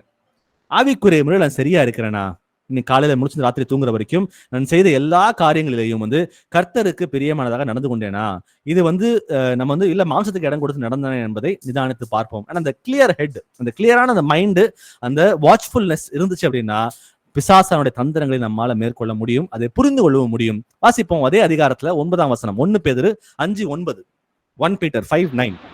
விசுவாசத்தில் உறுதியாய் இருந்து அவனுக்கு எதிர்த்து நில்லுங்கள். உலகத்தில் உள்ள உங்கள் சகோதரரிடத்தில் அப்படிப்பட்ட பாடுகள் நிறைவேறி வருகிறதென்று அறிந்திருக்கிறீர்களே. ஆமென். சோ இந்த போராட்டத்துல வந்து இந்த பிசாசோட தந்திரங்கள் நம்ம வாழ்க்கையில வந்து அவன் வந்து வெடிக்கிற வலைகள், இது உங்களுக்கு மாத்திரமல்ல, எனக்கு மாத்திரமல்ல, உங்கள் சகோதரரிடத்திலே அப்படிப்பட்ட பாடுகள் நிறைவேறி வருகிறது என்று அறிந்திருக்கிறீர்களே. அப்போ இது உங்களுக்கு எனக்கு மட்டும் பேட்டில் கிடையாது. இந்த பேட்டில் வந்து கம்ப்ளீட்டா இருக்கு, எல்லா கிறிஸ்தவர்களுக்கும் அது உண்டு பார்க்கிறோம். அப்போ எல்லாருக்குமே இது இருக்கு, நம்ம தனிப்பட்ட முறையில இல்ல. அப்ப நம்ம என்ன பண்ணணும்? விசுவாசத்தில் உறுதியா இருந்து அவனுக்கு எதிர்த்து, அவனை விட்டு ஓடி போங்கள், பயந்து போங்கள், அவனோட சேர்ந்து வாழுங்க, அவனோட ஒத்து வாழுங்கன்னு சொல்லி இங்க போடவே இல்லை. நல்லா புரிஞ்சுக்கங்க. ஆனா பெரும்பாலான டைம்ஸ்ல நம்ம என்ன பண்றோம்னா, அந்த சத்துரு விழிக்கிற வலையில வந்து நம்ம விழுந்து போன பிறகு என் வாழ்க்கை இப்படிதான், இது மாற போறது கிடையாது அப்படின்ட்டு ஒரு அக்செப்டன்ஸ்க்குள்ள நம்ம நிறைய பேர் வாழ்ந்துடுறோம். இது ஒரு பெரிய வஞ்சனை.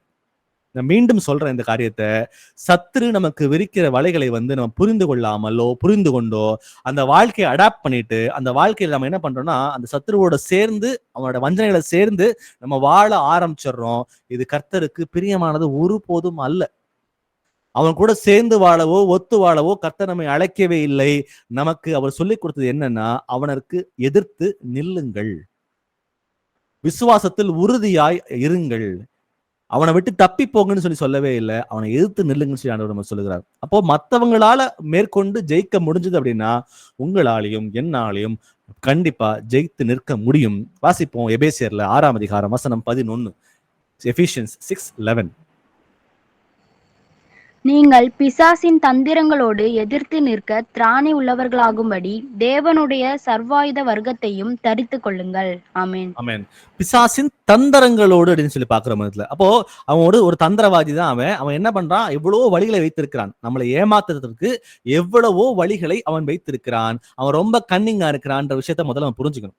ஏன்னா சம்டைம்ஸ் ஸ்பிரிச்சுவல் நம்ம க்ரோ ஆக என்ன யாரும் வஞ்சிக்க முடியாது அப்படின்ற எண்ணங்களுக்குள்ள வர்றதுக்கு நிறைய வாய்ப்புகள் இருக்கு. ஆனா அதுக்குள்ள இடம் கொடுக்க வேண்டாம். அது மேட்டுமையான எண்ணங்களுக்குள்ள கொண்டு போய் விட்டுரும்.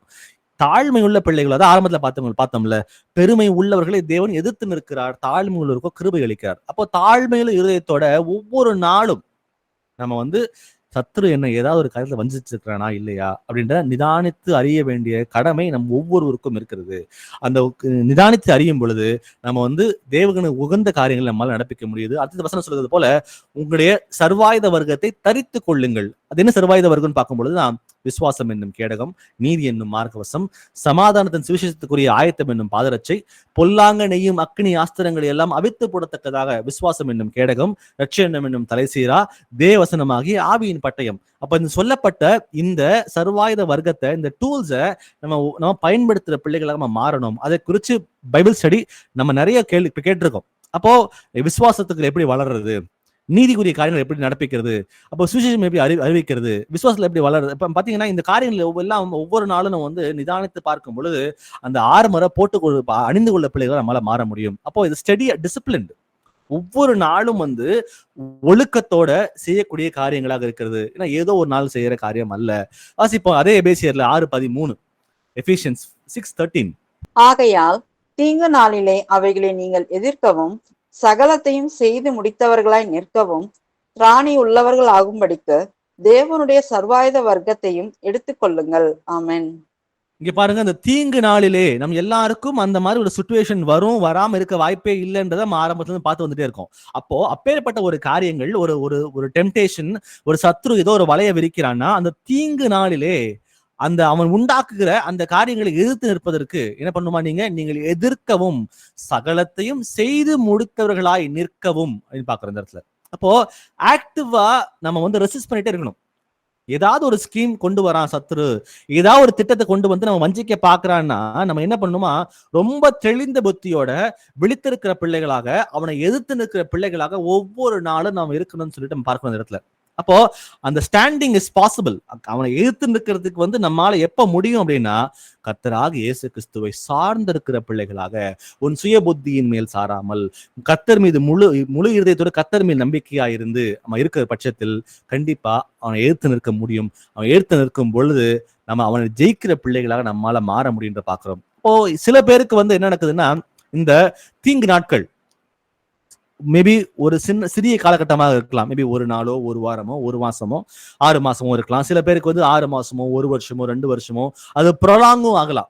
ஆனாலும் அது ஒரு சின்ன காலகட்டமா இருந்தாலும் சரி, அது பெரிய காலகட்டமா இருந்தாலும் சரி, எல்லா நேரங்களிலும் நம்ம எதிர்த்து நிற்கிற பிள்ளைகளாக மாறுகிற பட்சத்தில் ஜெயம் நமக்கு நிச்சயம். லூக்கா 10:19 வாசிக்கலாம். லூக் 10:19. இதோ சர்ப்பங்களையும் தேள்களையும் மிதிக்கவும் சத்ருவினுடைய சகல வல்லமையையும் மேற்கொள்ளவும் உங்களுக்கு அதிகாரம் கொடுக்கிறேன், ஒன்றும் உங்களை சேதப்படுத்த மாட்டாது. ஆமென். ஆமென். ஒன்றும் உங்களை சேதப்படுத்த மாட்டாது. இதோ சத்ருவுடைய சகல வல்லமையும், 1, 2, 3 காரியங்கள் மாத்திரமல்ல, சகல வல்லமையும் மேற்கொள்ளவும் நான் உங்களுக்கு அதிகாரம் கொடுக்கிறேன். அப்போ நிறைய டைம்ஸ் என்ன பண்றோம்னா, நம்ம சத்ருவை பார்த்து பயந்துடுறோம். அவன் ஒரு பல்லு பிடுங்க பாம்பு மாதிரி, அவனுக்கு நம்ம மேல எந்த ஒரு அதிகாரமும் கிடையவே கிடையாது. அவனை போ இயேசுவன் நாமத்துலன்னு சொன்னா அந்த நாமத்துக்கு அவன் நடுங்கி, அவன் பயந்து, அவன் மண்டியிட்டு அந்த இடத்தை விட்டு காலி பண்ணி தான் ஆகணும். இதுதான் அவனுடைய நிலைமையாக இருக்கிறது. ஆனா நம்ம என்ன பண்றோம், அவனுக்கு பெரிய இடத்தை கொடுத்து எனக்கு போராட்டங்களை உண்டாக்குறான், என்னால சமாளிக்க முடியல, அவன் சத்ரு என்னை வஞ்சிக்கிறான், அவனால நான் கட்டப்பட்டிருக்கிறேன்னு சொல்லிட்டு நம்ம என்ன பண்றோம், அவனுக்கு ரொம்ப முக்கியத்துவத்தை கொடுக்குறோம். அவனை துரத்துறது ரொம்ப ரொம்ப எளிது. அதான் ஆரம்பத்துல பார்த்தா யாக்கோபு 4:7, தேவனுக்கு கீழ்ப்படிந்திருந்து பிசாசை எதிர்த்து நில்லுங்கள், அப்பொழுது அவன் ஓடி போவான். நமக்கு சில அத்தாரிட்டி இருக்கு, நமக்கு அதிகாரத்தை கர்த்தராக இயேசு கிறிஸ்து கொடுத்திருக்கிறான்ற அந்த உணர்வு முதல்ல நம்ம வரணும். அந்த உணர்வு வந்துச்சுன்னா அந்த உணர்வின் மூலமாக பயத்தை நம்மால புறம்பே தள்ள முடியும். திரும்பவும் வாசிக்கிறேன், சர்ப்பங்களையும் தேள்களையும் மிதிக்கவும் சத்துருவினுடைய சகல வல்லமையும் மேற்கொள்ளவும் நான் உங்களுக்கு அதிகாரம் கொடுக்கிறேன். கர்த்தர் கொடுத்த அதிகாரம் கொடுத்ததுதான். அது நம்ம சுதந்திரத்துக் கொள்கிறோமா இல்லையா என்பதுதான் கேள்வி. சுதந்திரத்துக் கொள்கிற பிள்ளைகளாக மாறும் பட்சத்துல ஒன்றும் உங்களை சேதப்படுத்தாது. சங்கீதம் 119:11, Psalms 119:11. நான் உமக்கு விரோதமாய் பாவம் செய்யாதபடிக்கு உமது வாக்கை என் இருதயத்தில் வைத்தேன். ஆமென். அப்ப சத்துருவை மேற்கொள்வதற்கு நான் என்ன செய்யணும்? இந்த சங்கீதக்காரன் எழுதுவது போல உமது வாக்கை என் இருதயத்திலே வைத்தேன். அது இங்கிலீஷ்ல படிச்சு பார்த்தோம்னா, I have stored up your word in my heart that I might not sin against you. நான் இருதயத்துல ஸ்டோர் பண்ணி வைக்கிறேன். இருதயத்துல உங்க இருதய பிரமாணங்களை என் இருதயத்துல வைத்துக் கொள்கிறேன் ஆண்டவரே இங்க எழுதப்பட்டிருக்கிறது. அப்போ அந்த வார்த்தைகளை வெறும் வாசிக்கிற பிள்ளைகளாக இல்லாமல் ஒவ்வொரு வசனத்தையும் வாசிக்கும் பொழுது, ஆண்டவரே இந்த வார்த்தைகளை, இந்த வசனங்களை என் இருதயத்துல பிரமாணமாக எழுதுங்க ஆண்டவரேன்னு சொல்லி என் இருதயத்துல வைக்கும் பொழுது என்ன நடக்குதுன்னா, நம்ம பாவம் செய்கிற சூழ்நிலை உண்டாகிற டைம்ல அந்த வார்த்தை நம்மோடு பேசும். நான் உமக்கு விரோதமாய் பாவம் செய்யாதபடிக்கு. அப்ப கர்த்தருக்கு விரோதமாக பாவம் செய்யாதபடிக்கு நம்ம எது தடுத்து காப்பாத்துதுன்னு பார்க்கும்போது உமது வாக்குதான், கர்த்தருடைய வாக்குதான் நம்மை காப்பாத்துகிறது. அப்போ அந்த ஸ்கிரிப்சர்ஸ், அந்த தேவனுடைய வார்த்தைகள், it becomes part of as.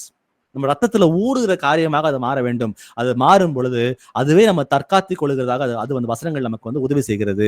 அப்போ என்ன பண்ணுங்க, இந்த வார்த்தைகளை வாசிக்கும் பொழுது வாசிக்கிற பிள்ளைகளாக மாத்திரம் இல்லாமல் அதை ஆண்டவரே இதை வார்த்தைகளை இதயத்துல வைங்க ஆண்டவரே, இதை மனப்பாடம் பண்றதுக்கு கிருபை கொடுங்க ஆண்டவரே, பரிசுத்தாவே இந்த பிரச்சனைகள் வரும் பொழுது இந்த வசனங்கள் மூலமா எனக்கு சொல்லிக் கொடுங்க ஆண்டவரே சொல்லி கேட்கும் பொழுது அந்த வார்த்தை நமக்கு ஒரு பெரிய டிஃபென்ஸ் மெக்கானிசமாக அது மாறுகிறது. வாசிப்போம் ரோமர் 8:37, Romans 8:37.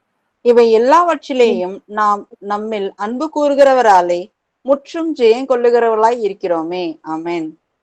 ஆமென். நம்முடைய அந்த ஜெயங்கொள்ளுகிற காரியம் ஒரு நாள் நடக்கக்கூடியதோ இல்ல ஏதோ ஒரு காலகட்டத்துல ஒன்ஸ் இந்த ப்ளூ மூன் சொல்லுவாங்க பாத்தீங்களா, எப்பயோ ஒரு தடவை ஜெயங்கொள்ற காரியங்களை பத்தி இங்க பேசவே இல்லை. இவை எல்லாவற்றிலேயும் நாம் நம்மில் அன்பு கூறுகிறவராலே முற்றும் ஜெயங்கொள்ளுகிறவர்களாய் இருக்கிறோம். எல்லாவற்றிலேயும் முற்றிலுமாக ஜெயங்கொள்ளுகிறோம். ஏதோ ஒரு அக்கேஷனலாக, ஏதோ ஒரு காரியத்துல என்னைக்கோ ஒரு விஷயத்துல நடக்கிற விஷயத்தை பத்தி இங்க பேசவே இல்லை. ஒவ்வொரு காரியத்திலேயும் சத்துருவானவன் நமக்கு விரிக்கிற ஒவ்வொரு வலையிலையும் அவனை மேற்கொள்வதற்கு, அவனை ஜெயித்து வரத்துக்கு கர்த்தர் நமக்கு அதிகாரத்தை கொடுத்திருக்கிறார். அந்த விக்டரி, அந்த ஜெயம் கொள்ளுகிற காரியம் it is not occasional, it is a day to day ஆக்டிவிட்டின்றத நம்ம முதல்ல புரிஞ்சுக்கணும்.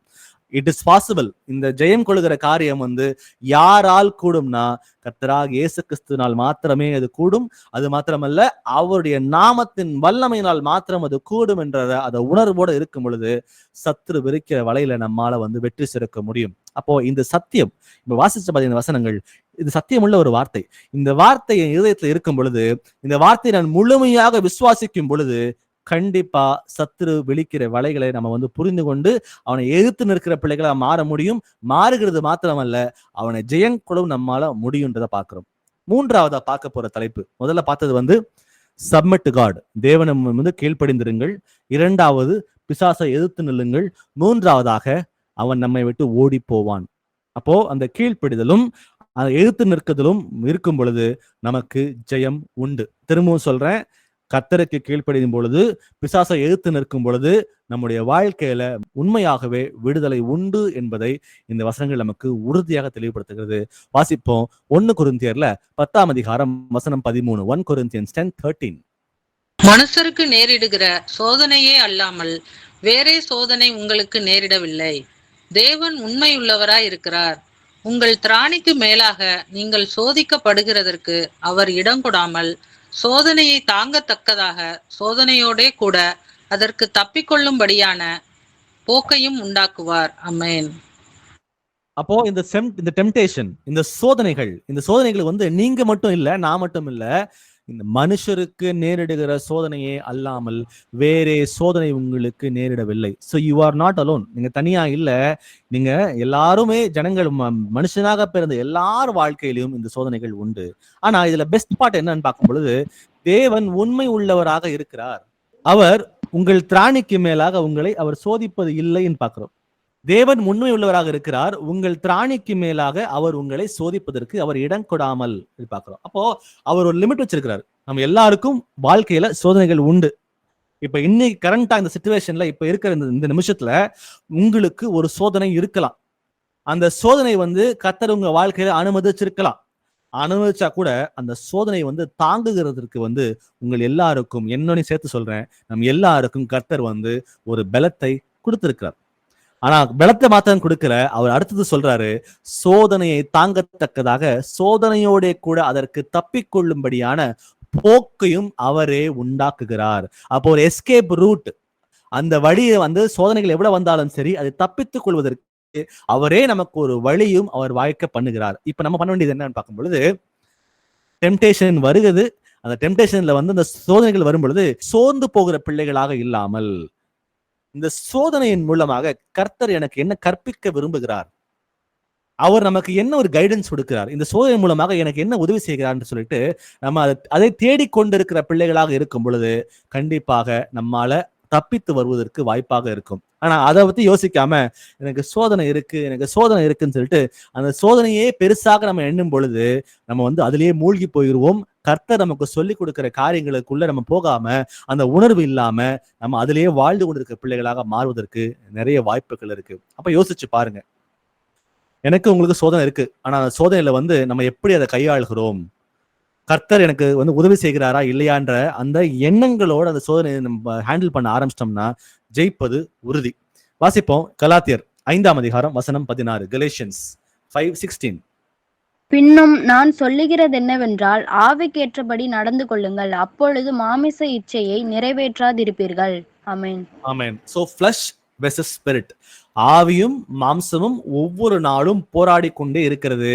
மாம்சத்துக்கு கீழ்பட்டு நம்ம யாரும் அழைக்கப்படவே இல்லை. ஏன்னா அந்த பழைய மாம்ச சரீரம் இயேசுவின் நாமத்தில் ஞான ஸ்நானம் பெறும் பொழுது தண்ணிக்குள்ள போறப்போ அதை புதைச்சு அதை வெளியே வந்தாச்சு. ஆனா இன்னைக்கு நம்ம ஆவிக்கென்று மீண்டுமாக பிழைத்திருக்கிறோம். கர்த்தராகிய இயேசு கிறிஸ்துவுக்காகவே மீண்டுமாக பிழைத்திருக்கிறோம். அப்படி இருக்கணும் அப்படின்னா we have to walk in spirit. அந்த ஆவியிலே நடக்கிற பிள்ளைகளாக நம்ம மாற வேண்டும். அப்போ எப்படி நடக்கிறது பார்க்கும் பொழுதுதான், ஞானஸ்தானத்தின் பொழுது நமக்குள்ள தேவாதி தேவனுடைய ஆவியானவர் நமக்குள்ளே வந்திருக்கிறார். அப்போ ஆவியின்படி நடப்பது என்னவென்றால், இயேசு கிறிஸ்துவின் ஆவி நமக்கு என்ன சொல்லுகிறாரோ, அந்த பரிசுத்த ஆவியானவர் நமக்குள்ளே வாசம் பண்ணி நமக்கு என்ன சொல்லுகிறாரோ, ஒரு பாவம் செய்கிற சூழ்நிலை வருகிறதோ, ஒரு பிரச்சனைகள் வருதோ, ஒரு சோதனை வருது அப்படின்னா அந்த நேரத்துல பரிசுத்த ஆவி சத்தம் நம்ம கேட்டு சத்தத்துக்கு கீழ்ப்படிந்து இருக்கிற பிள்ளைகளை நம்ம மாறும் பொழுது நம்ம ஆவிக்கேற்றபடி நடக்கிற பிள்ளைகளை மாறுகிறோம். It is a daily walk.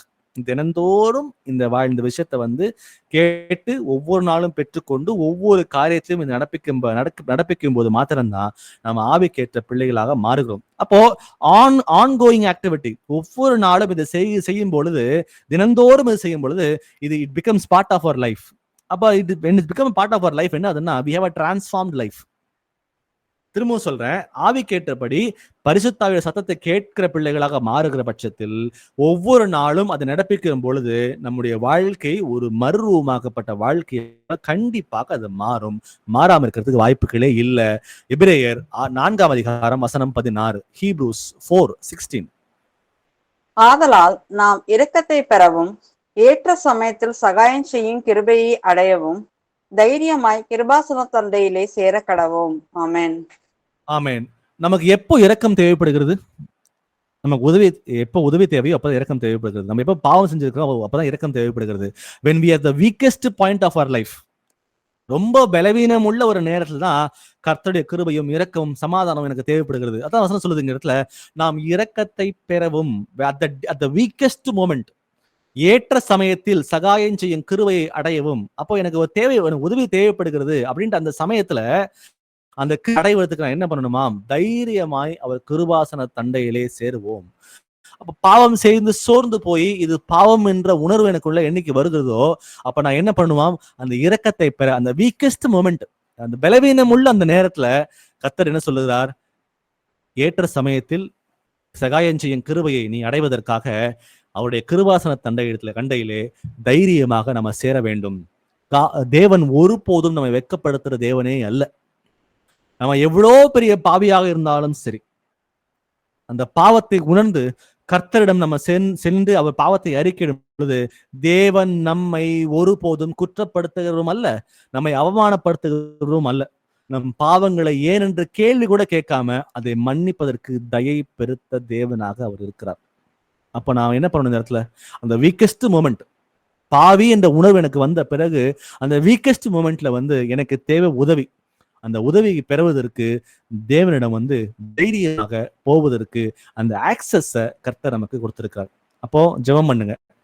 இன்னைக்கு ஏதாவது கர்த்தர் உணர்த்தினார் அப்படின்னா ஜெபம் பண்ணுங்க. ஜெபம் பண்ணிட்டு, ஆண்டவரே இது எனக்கு பலவீனமாக இருக்கிறது, இந்த பலவீனத்திலிருந்து எனக்கு விடுதலை தாங்க, என் பாவத்தை மன்னிங்கன்னு சொல்லிட்டு அந்த தைரியமாக அவர் கிருபாசன தண்டிலே சேரக்கூடிய பிள்ளைகளாக மாறுவோம். வாசிப்போம். மத்தேயு 4:10.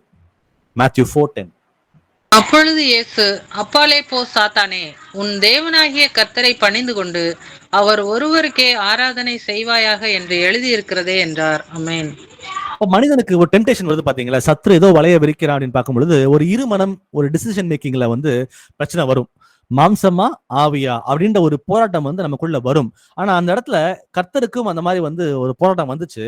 வந்த பொழுது அவர் என்ன பண்ணாரு பார்க்கும் பொழுது, அப்பாலே போ சாத்தானே, உன் தேவனாகிய கர்த்தரை பணிந்து கொண்டு அவர் ஒருவருக்கே ஆராதனை செய்வாயாக என்று எழுதியிருக்கிறது.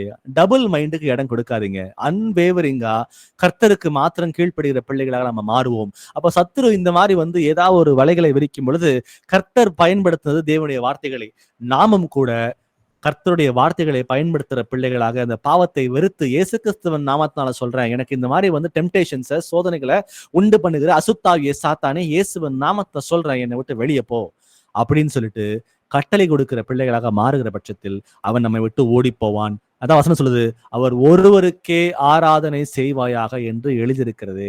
அப்போ தேவனை ஆராதனை செய்யும் பொழுது நம் இருதயம் வந்து பலப்படுகிறது.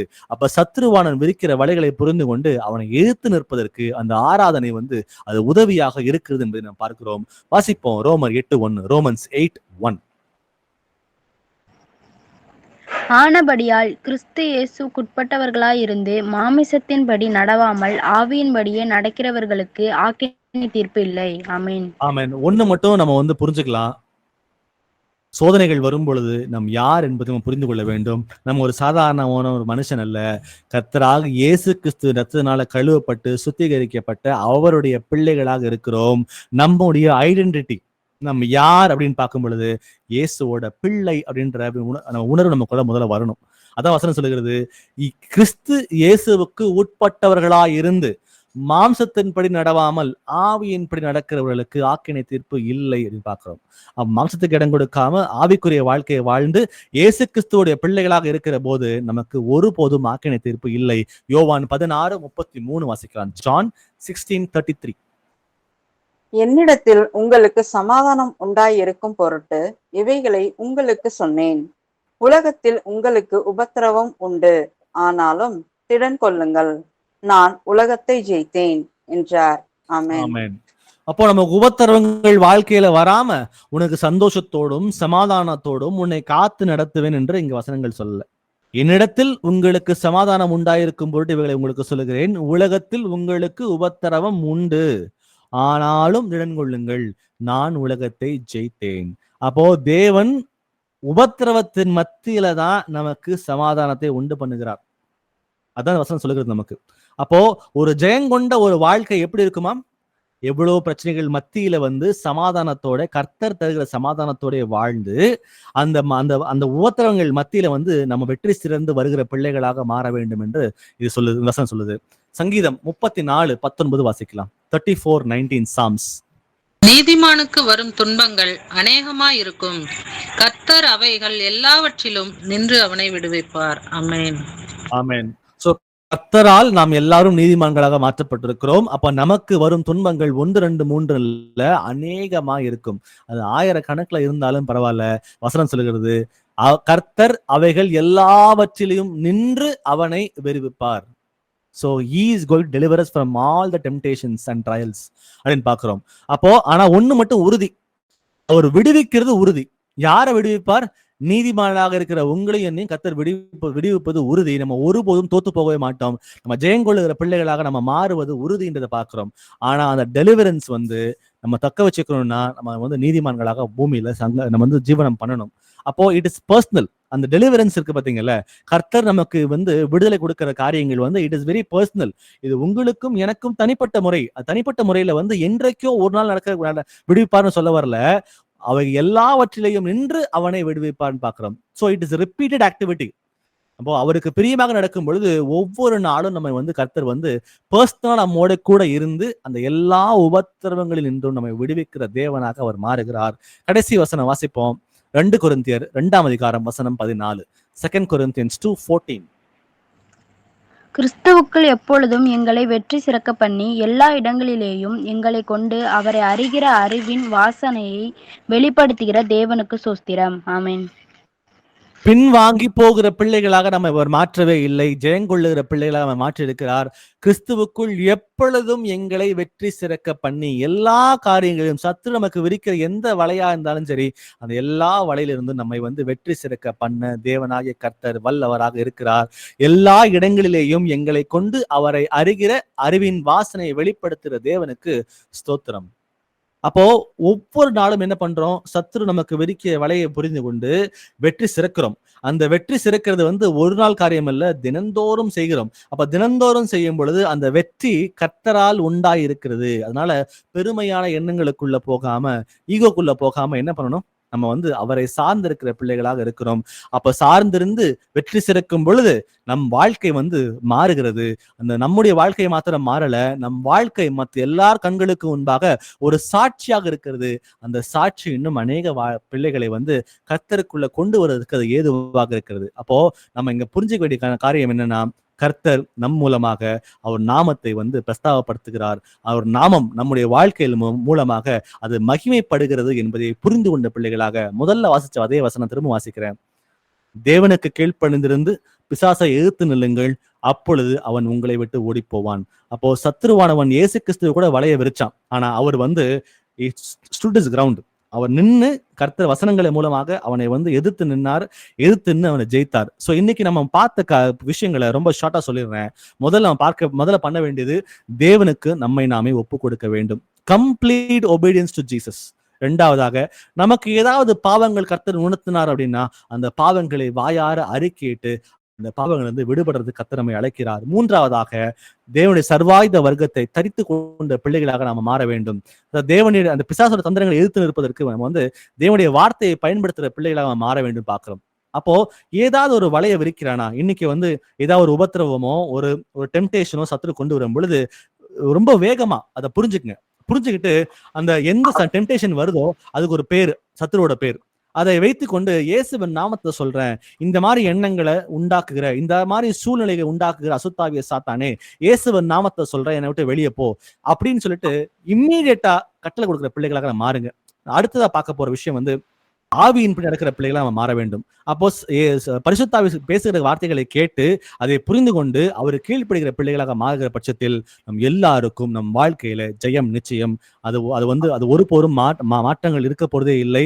தேவனுக்கு கீழ்ப்படிந்திருந்து பிசாசுகளை எதிர்த்து நிற்கும் பொழுது நம்முடைய வாழ்க்கையில் வெற்றி உண்டு என்று பார்க்கிறோம். இந்த எண்ணங்களோட நம்மள யாராவது ஒருத்தர் ஒரு ஜெபத்தோட இந்த பைபிள் நிறைவு செய்யலாம். யாராவது ஒருத்தர் பிரேயர் பண்றீங்களா?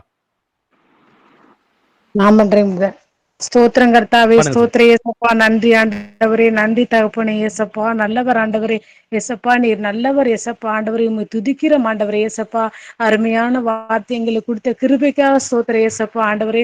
முதலாவது உமக்கு கீழ்ப்படிந்திருக்க ஆண்டவரே எங்களுக்கு கற்றுக் கொடுத்தீங்க ஏசப்பா ஆண்டவரே. பிசாசை எதிர்த்து நிற்கு நீங்க சொல்லி தந்திருக்கீங்க ஏசப்பா. எதுவுமே தெரியாம ஆண்டவரே இவ்வளவு நாள் நாங்க இருந்துட்டு ஏசப்பா எங்களை மன்னிங்க ஆண்டவரே. உமக்கு விரோதமான நிறைய காரியங்கள் நாங்க பண்ணிருக்கோம் ஏசப்பா, எங்களை மன்னிங்க ஆண்டவரே. எங்களை ஒரு விஷயம் தயவாக மன்னிச்சு உம்முடைய கிருபையினால் இரக்கத்தினால் எங்களை மூடிக்கொள்ளுங்கப்பா ஆண்டவரே. நான் உலகத்தார் நல்லாதது போல நீங்களும் உலகத்தார் அல்ல நீங்க சொல்லியிருக்கீங்க ஏசப்பா. ஸ்தோத்திரம் கர்த்தாவே, உம்முடைய வார்த்தையை நாங்க கை கொண்டு உமக்கு கீழ்ப்படிந்து நடக்க ஆண்டவரே எங்களை ஒரு விஷயம் தகுதிப்படுத்துங்க ஏசப்பா. கேட்ட வசனத்தை விட்டு விடாத படிக்க ஆண்டவரே. ஆனபடியினாலே கிறிஸ்து இயேசுவுக்கு உட்பட்டவர்களாய் இருந்து மாம்சத்தின்படி நடவாமல் ஆவியின்படி நடக்கிறவர்களுக்கு ஆக்கினை தீர்ப்பு இல்லைன்னு பாக்குறேன் ஏசப்பா ஆண்டவரே. நாங்க ஒவ்வொரு வார்த்தையும் இருதயத்துல பதித்து தகப்பனே உம்முடைய வசனத்துக்கு கீழ்ப்படிந்து இன்னும் அதிகமாக விசுவாசத்திலையும் ஆவியின் கண்ணிலையும் வளர எங்களுக்கு நீங்க உதவி செய்யுங்க ஏசப்பா ஆண்டவரே. நாங்க ஆண்டவரே உம்முடைய வருகையில விட்டு விடப்படாத படிக்கு தகப்பனே மீண்டுமாக ஆண்டவரே எங்களை உம்முடைய பாதபடியில் நான் சமர்ப்பிக்கிற ஏசப்பா. நாங்க கேட்ட வசனம் வசனத்தை விட்டு விடாதபடிக்கு இன்னும் பரிசுத்தத்தின் மேல பரிசுத்தம் அடைய, உமக்கு கீழ்ப்படிய, உம்முடைய வார்த்தையை கை கொண்டு நடக்க ஆண்டவரே, மற்றவர்களுக்கு முன்பாக ஒரு சாட்சியுள்ள வாழ்க்கை வாழ ஆண்டவரே, உம்முடைய நாமமும் தேவ வசனமும் தூசிக்கப்படாதபடிக்கு நாங்க இருக்க ஆண்டவரே, ஒரு சாட்சியுள்ள வாழ்க்கை வாழ எங்களுக்கு கற்றுக் கொடுங்கப்பா. உம்முடைய வசனத்தை என்ன தாங்க ஆண்டவரே. ஆண்டவரே, சகோதரனை மறைத்து நீங்க பேசின கிருபைக்காக நன்றி ஏசப்பா. ஆவியானவரே, நீர் எங்களோட இருந்து எங்களை முடிவு வருகின்ற சகல நாட்களில் நான் உங்களுடனே கூட இருப்பேன்னு சொன்ன வார்த்தையின்படி எங்களை நடத்துங்க ஏசப்பா. எங்களை பலப்படுத்துங்க, தைரியப்படுத்துங்க, இன்னும் அதிகமான கீழ்ப்படிதலை கற்றுக் கொடுங்க ஏசப்பா. உம்முடைய வசனத்தின் மூலியமாக எங்களை பரிசுத்தப்படுத்துங்க ஆண்டவரே. ஒவ்வொரு நாளும் நாங்க பரிசுத்தின் மேல பரிசுத்தம் அடைய எங்களை தகுதிப்படுத்துங்க ஏசப்பா. இன்னும் ஆண்டவரை கேட்கிற வசனத்தை நாங்க விட்டு விடாதபடிக்கு மறுபடியுமாக ஆண்டவரை உம்முடைய பாதபடியில் எங்களை மறுபடியும் தாழ்த்தி ஒப்பு கொடுக்கிறேன். எங்களை ஆசீர்வதிங்க, பலப்படுத்துங்க. கர்த்தராகிய இயேசு கிறிஸ்துவின் நாமத்தில் கேட்கிறேன் என் ஜீவனுள்ள நல்ல தகப்பனே. Amen, amen. Amen. Praise our brothers and sisters. சாட்சி கொடுங்க. சொல்லுங்க sister. சாட்சி சொல்லுங்க sister. கர்த்தருக்கு மகிமை உண்டாக. ஒரு 3 மாசத்துக்கு முன்னாடி பஸ்ல ஒருத்தவங்களை மீட் பண்ணேன். அவங்கள்ட்ட சுவிசேஷம் அறிவிச்சுட்டே போனேன். அவங்க அப்ப சொன்னாங்க, அவங்க அக்கா பையன் தான் கொஞ்சம் ட்ரிங்க்ஸ் அடிச்சுட்டு அவங்க அம்மாவை அடிச்சு போட்டுட்டு சாப்பாடெல்லாம் தூக்கி எறிவாராம். ரொம்ப துன்மார்க்கத்தனமா இருப்பாப்லையாம். அப்புறம் இப்படி சொல்லவும் நீங்க ஜெபம் பண்ணுங்க அப்படின்னு சொன்னாங்க. அதுக்கப்புறம் நான் சபையில சொல்லி நம்ம எல்லாம் சேர்ந்து ஜெபம் பண்ணோம் பிரதர். இப்போ அந்த பையன் இப்ப ட்ரிங்க்ஸ் அதுக்கப்புறம் இடப்பட்ட நாட்கள் அவங்கள்ட்ட நான் கண்டினியூ பண்ண முடியல, கான்டாக்ட்ல இருக்க முடியல. அவங்க போனு மிஸ் ஆயிடுச்சு. அதுக்கப்புறம் அவங்கள்ட்ட பேச முடியல, ரொம்ப இருந்தேன், வாஞ்சியா இருந்தேன். அப்புறம் இந்த 1 வாரத்துக்குள்ள அப்புறம் ஃபோன் பண்ணி பேசி பார்க்கலாம் அப்படின்னு போட்டேன். அவங்க ஃபோன் பண்ணவுமே புனிதா சிஸ்டரான்னு கேட்டாங்க. ஆமா சிஸ்டர் அப்படின்னு சொன்னேன். சொல்லிட்டு அதுக்கப்புறம் ஏன் உங்கள்கிட்ட பேச முடியல அப்படின்னு கேட்டதுக்கு ஃபோன் மிஸ் ஆயிடுச்சு, உங்களை கான்டாக்ட் பண்ணவே என்னால் முடியாம போச்சு அப்படின்னாங்க. அதுக்கப்புறம் அவங்க அக்கா பையன் இப்போ ட்ரிங்க்ஸ் எல்லாம் அடிக்கிறது இல்லையா பிரதர், இப்போ நல்லா இருக்காப்லையாம். அவங்க அக்காவும் விசுவாசத்தோட இருக்கிறேன்னு அப்படின்னு சொன்னாங்க பிரதர். அப்புறம் இந்த சிஸ்டருக்கும் கொஞ்சம் உடம்பு சரியில்லை, அவங்களுக்கு ப்ரெஷரு, சுகரு, கொலஸ்ட்ராலு எல்லாம் அதிகமா இருக்கு அப்படிங்கிற மாதிரி சொன்னாங்க. அதுக்கப்புறம் சொல்லி ஜெபம் பண்ணோம் பிரதர். அப்புறம் ஜெபம் பண்ணதுக்கு அப்புறம் இப்போ ஏசப்பா கிருபையாக அவங்களுக்கும் கொலஸ்ட்ரால் இதெல்லாம் நார்மல் கொண்டு வந்திருக்காரு.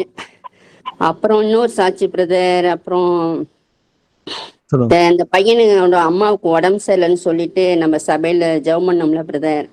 அவங்க இப்போ என் பையனோட ஃப்ரெண்டோட அம்மாவுக்கு உடம்பு சரியில்லை அப்படின்னு சொல்லி நம்ம ஜெபம் பண்ணோம் இல்லைங்களா, அப்போ சபையாரா சேர்ந்து ஜெபம் பண்ணோம். இப்ப அவங்களும் இப்ப நார்மலுக்கு வந்துட்டாங்க. ஏசப்பா ரொம்ப, நான் சொன்னேன் இந்த பையன்ட்ட, நீ விசுவாசிக்கும் போதுதான் மகிமையை காண்பாயின்னு சொல்லி வசனம் இருக்கு தம்பி, நீ விசுவாசத்தோட இரு அப்படின்னு நான் சொன்னேன். அதே மாதிரி அவன் விசுவாசத்தோட இருக்கிறான் பிரதர். இப்ப அவங்க அம்மாவுக்கும் நார்மல் ஆயிடுச்சுன்னு சொல்லி போன்ல சொன்னான் பிரதர். ஏசப்பாக்கு கொடான கொடி ஸ்தோத்திரம்.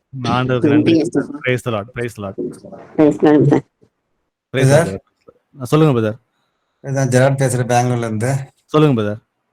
எனக்கு ஸ்பைன் ப்ராப்ளம் இருக்குது பிரதர். ரொம்ப 4 வருஷம் எந்திரிச்சு எனக்கு தெரியாத இருந்துச்சு. அது திடீர்னு நான் இந்த போன மாசம் கீழே உழுதுட்டு இருந்தேன். போன 13ஆம் தேதிக்கு அது உழுது அப்ப தெரிஞ்சு ஸ்பைன் ப்ராப்ளம் ரொம்ப ஓவர் ஆயிட்டு இருந்துச்சு, ரொம்ப சீரியஸ் ஆயிடுச்சு. ட்ரீட்மெண்ட்ல இருக்கிற பிரதர் நான் இப்போ. சரிங்க. அப்போ ட்ரீட்மெண்ட் பண்ணிக்கிறாங்க. இப்போ எனக்கு ஸ்பைன்ல இருந்து அது உள்ள நரம்புங்க எல்லாம் ஜாம் ஆயிட்டுன்னு சொன்னாங்க பிரதர். சரிங்க பிரதர். கால் ஃபுல்லு நரம்பு வலியில ரொம்ப நோய் எடுத்துருக்குது பிரதர். இத்தனை ப்ரேயர் பண்ணிட்டாங்க, எல்லாம் ப்ரேயர் பண்ணிட்டாங்க. சரி உங்கள்கிட்ட கூட சொல்லணும், நான் ப்ரேயர் பண்ணுங்க. எனக்கு ரொம்ப பயங்கர வலி. இன்னைக்கு வசனம் கேட்டீங்கல்ல பிரதர், இன்னைக்கு வசனம் கேட்டீங்கல்ல, தேவனுக்கு கீழ்ப்படிந்து பிசாசை எதிர்த்துனுங்கள் அப்பொழுது விட்டு ஓடி போவான்னு சொல்லி பாக்குறோம் இன்னைக்கு. அப்ப நம்ம விட்டு ஓடி போகாததுக்கு காரணம் என்னன்னா, நமக்கு இடம் கொடுத்து வச்சிருக்கிறோம். அப்ப எந்த காரியங்கள்ல கர்த்தருக்கு கீழ்ப்படியாம இருக்கும் சொல்லி நினைச்சு பாருங்க பிரதர் நீங்க. சரிங்களா? நம்ம ஜெபம் பண்ணலாம். சரிங்களா? கர்த்தர் விடுதலை கொடுப்பாரு. இயேசுவே ஆண்டவரே, இந்த நேரத்துல கொஞ்சம் அளவுக்கு சமூகத்துக்கு வருகிறோம் ஆண்டவரே. அவர் இயேசுவின் நாமத்துல ஆசீர்வதிக்கிறேனப்பா. அப்ப நாங்கள் நிர்மூலமாகாம இருப்பதும் உங்களுடைய சுத்த கிருபை நீங்க சொன்னீங்களே ஆண்டவரே. இந்த இடத்துல சௌரனுக்கு எவ்வளவோ பிரச்சனைகள் இருந்தாலும் அதன் மத்தியில ஆண்டவரே உங்களுடைய மகனாக அவர் முன்குறித்து இருக்கீங்க ஆண்டவரே. அப்ப ஆனாலும் கூட அந்த உடல்ல இருக்கிற உபாதைகள் ஆண்டவரே அவருக்கு கண்டினியூடா இருக்கு ஆண்டவரே. அது ஏன் வருதுன்ற விஷயங்களை நீங்க வெளிப்படுத்தி காட்டுங்கப்பா. எவ்வளவு கவுன்சிலிங் பண்ணிருக்கோம் ஆண்டவரே, நீங்களோட நிறைய பேசியிருக்கீங்க ஆண்டவரே. ஆனாலும் இன்னமும் கூட விடுதலை இல்லாம இருக்கிறதுக்கு காரணம் என்ன என்பதை ஆண்டவரே எங்களுக்கு தெரியல ஆண்டவரே. நீரே அவ அறிந்தவராக இருக்கிறீர், சகோதரனுக்கு வெளிப்படுத்தி காட்டுங்கப்பா. சகோதரன் ஒரு சாட்சியுள்ள மகனாக வாழ்வதற்கு நீர் கிருபையை பாராட்டுங்க ஆண்டவரே. அப்பா அவர் அநேகம் பேருக்கு உமக்கு உகந்த மகனாக தன்னை வெளிப்படுத்தி உங்களுடைய நாமத்தை மகிமைப்படுத்தக்கூடிய பிள்ளையாக நீர் மாற்ற வேண்டுமா கெஞ்சியும் நாங்கள் மன்றாடுகிறோம் ஆண்டவரே. அப்பா 1 யோவான்ல சொல்லப்பட்டது போல நீர் எங்கள் பாவங்களை மன்னிப்பது மாத்திரம் அல்ல ஆண்டவரே, எங்களை சுத்திகரிக்க நீங்க சொன்னீங்களே ஆண்டவரே. இந்த நேரத்துல சகோதரனுடைய பாவங்களை மன்னித்து அவரை ஒரு விஷயம் நீ கண்ணோக்கி பார்த்து ஆண்டவரே அவரை முழுமையாக சுத்திகரிக்க வேண்டுமாய் நாங்கள் சபையும் சமூகத்துக்கு வருகிறோம். அப்பா அவருடைய ஸ்பைன்ல இருக்கிற அந்த வலிகளையும் அந்த நரம்புகளை ஜாம் பண்ற அசுத்தாவிகளையும் சாத்தான்களையும் வல்லமையுள்ள இயேசுவின் நாமத்துல கடிந்து கொள்ளுகிறேன். அவருடைய ஸ்பைனை விட்டு வெளியே போன்னு சொல்லி இயேசுவின் நாமத்துல கட்டளையிடுறேன். இயேசுவின் நாமத்தினால சொல்றேன். சகோதரனுக்கு முதுகு தண்டுல வலியை உண்டு பண்ணுகிற அவர் நரம்புகளை வலியை உண்டாக்குகிற அசுத்தாவிகளை சாத்தான்களை வல்லமையுள்ள இயேசு கிறிஸ்துவின் நாமத்தினால சொல்றேன். அவருடைய உடலை விட்டு வெளியே போ, திரும்ப வராத. உனக்கு இனிமே எங்க அதிகாரம் கிடையாது. இயேசுவின் நாமத்துக்கு நீ மண்டியிட்டே ஆகணும். அவர் உடலை விட்டு வெளியே போன்னு சொல்லி இயேசுவின் நாமத்துல கட்டளையிடுறேன். இயேசுவின் நாமத்தினாலே அவரை ஆசீர்வதிக்கிறோம். அப்பா நீங்க அவருக்கு நீர் சுகத்தை நீர் தந்தீர் என்பதை விசுவாசிக்கிறோம். 1 பேதுரு 2:24 படியாக இயேசுவின் தழும்புகளால சகோதரன் சுகமானார் என்றதை நாங்கள் விசுவாசிக்கிறோம் ஆண்டவரே. அவரை சுகத்தை பெற்றுக்கொள்ளத்தக்கதாக ஆண்டவரே நீர் கிருபையை பாராட்டுங்க. துதிகான மகிமையும் ஆட்சியும் ஆண்டவராக இயேசுவுக்கு உரியது ஜெபங்களை கர்த்தராக இயேசு கிறிஸ்துவின் நாளை ஜெபத்தை ஏறெடுக்கிறோம். ஜீவன் நல்ல பிதாவே, ஆமென்.